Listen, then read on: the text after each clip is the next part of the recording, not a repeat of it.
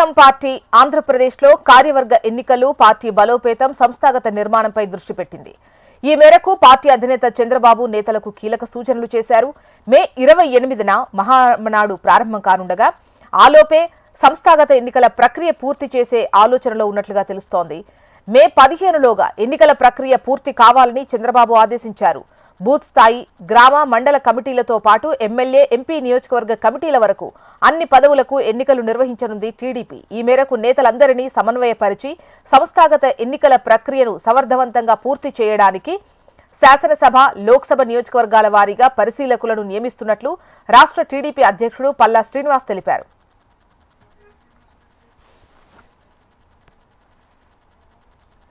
Telugu Desam party ఏపీలో కార్యవర్గ ఎన్నికలు, పార్టీ బలోపేతం, సంస్థాగత నిర్మాణంపై దృష్టి సారించింది.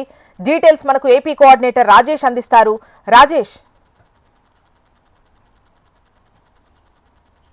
జోస్నా, తెలుగుదేశం పార్టీ సంస్థాగత ఎన్నికలకు శ్రీకారం చుట్టింది. అయితే మే 15 లోపల పూర్తిగా గ్రామ, వార్డు స్థాయి నుంచి ఎమ్మెల్యే, ఎంపీ స్థాయి వరకు అన్ని స్థాయిలకు సంబంధించిన సంస్థాగత పదవులను కేటాయించి మే 28, 29, 30 జరగబోయే మహానాడులో రాష్ట్ర కమిటీని కూడా అనౌన్స్ చేయాలనేసి పార్టీ నిర్ణయం తీసుకుంది. ఇందుకు సంబంధించి పూర్తి స్థాయిలో గ్రామ, వార్డు కమిటీల నుంచి ఎవరైతే పార్టీ క్యాడర్ ఉన్నారో, గట్టిగా పార్టీ కోసం పనిచేసి ఉన్నారో, ఆది నుంచి పార్టీకి అంకిత భావంతో పనిచేసిన వారందరినీ కూడా ఇప్పటికే తెలుగుదేశం పార్టీ గుర్తిస్తుంది. అందుకు సంబంధించి పూర్తి నివేదిక నియోజకవర్గాలకు సంబంధించి ఎమ్మెల్యేలను, పార్టీలకు కట్టుబడి పనిచేసిన వాళ్ళని, గత ఎన్నికల్లో పార్టీకి అనుసంధానంగా వేరే పార్టీల నుంచి వచ్చి పనిచేసిన వాళ్ళు, వీళ్ళందరినీ లిస్టుని కూడా ఇప్పటికే సేకరించింది. ఇందుకు సంబంధించి కూడా సంస్థాగత ఎన్నికలను 15వ తారీఖుతో పూర్తి చేసి ఎట్టి పరిస్థితుల్లో మే 28, 29, 30వ తారీఖు 3 రోజుల పాటు కడపలో జరిగే మహానాడులో ఖచ్చితంగా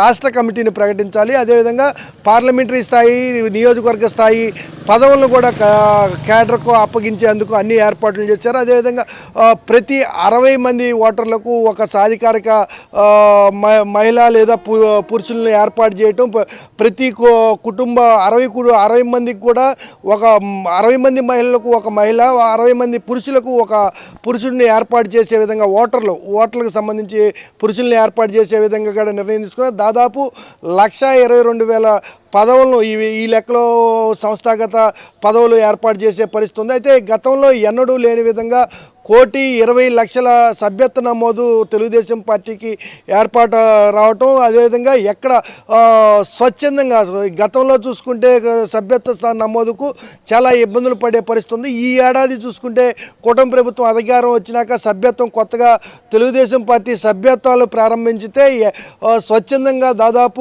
1,20,00,000 మంది సభ్యత్వ నమోదు కార్యక్రమాల్లో కూడా యాక్టివ్గా పాల్గొన్నారు. సభ్యత్వాలను తీసుకున్న పరిస్థితి కూడా కనబడుతుంది. వీటందరికీ ఏదైతే పార్టీకి క్రియాశీలకంగా గతంలో పనిచేసిన వారు, అదేవిధంగా కొత్తగా పార్టీలో వచ్చిన వారు అందరికీ కూడా సముచిత స్థానం, ముందుగా పార్టీకి ఆది నుంచి పనిచేసి పార్టీ కోసం కష్టపడిన వారికి పదవులు ఖచ్చితంగా ఇచ్చే విధంగా ఉండాలి. అదేవిధంగా గత ప్రభుత్వంలో ఇబ్బంది పడి గత ప్రభుత్వంలో కేసులు బనాయించుకున్న వారికి ఖచ్చితంగా పార్టీలో సముచిత స్థానాన్ని, తగిన గుర్తింపును కూడా ఇవ్వాలి. ఆ నియోజకవర్గాల పరిధిలో, అదేవిధంగా ఆ పార్లమెంటరీ పరిధిలో పూర్తి బాధ్యతలను కూడా వారికి కూడా అప్పచెప్పాలనేసి నిర్ణయాలను ఇప్పటికే పార్టీ అంతర్గతంగా నిర్ణయం తీసుకుంది. అయితే పూర్తి స్థాయిలో పార్టీ అధ్యక్షుడు పల్లా శ్రీనివాసరావు దీనికి సంబంధించి అన్ని కమిటీలను ఏర్పాటు చేసేందుకు ఇప్పటికే ఒక ప్రణాళిక రూపొందించారు. 15వ తారీఖు లోప ఈ పదవులన్నీ ఏర్పాటు చేసుకున్న తర్వాత మే 28, 29, 30 మహానాడు కడపలో జరిగిపోయే మహానాడులో జాతీయ అధ్యక్షుడిని కూడా ఎన్నుకునే అందుకు పూర్తి సన్నాహాలను చేస్తున్నారు. పూర్తిగా